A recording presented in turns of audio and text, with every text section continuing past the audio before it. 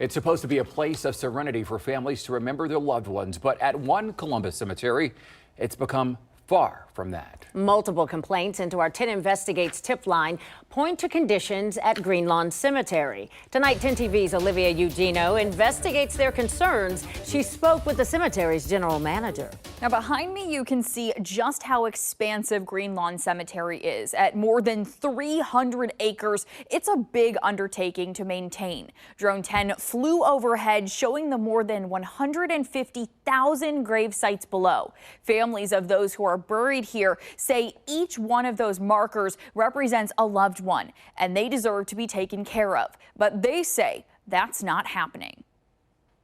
It could be next section over and all. It's hard to even say. Michael Swayze is looking for his great-grandfather.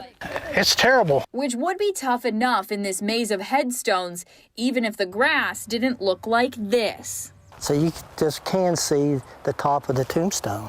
Bill Snodgrass lives close to the cemetery and has been walking here for at least 8 years. I'm disheartened when I come in here and walk.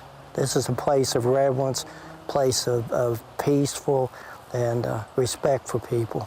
As 10 TV was speaking with Snodgrass, somebody coming around, the general manager of the cemetery pulled up. And I get it. He agreed to speak with me in a one-on-one interview. You all set?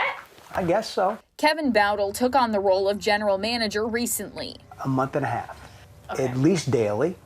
We have people that, complain about the condition of the grounds, especially back there. The general manager says he's also hired about 15 people, but half of them have quit. He says just like many other industries, he's having difficulty finding workers. We have, ads out on Facebook. We have a sign at the front entrance.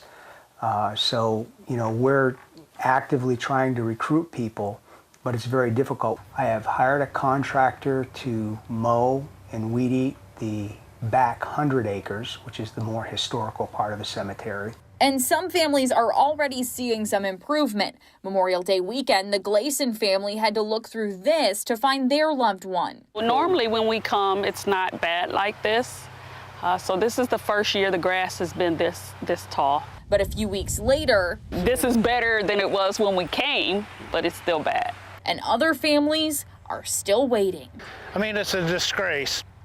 The general manager says he's hoping by this week the grounds will be kept up and looking a little bit more up to his standards.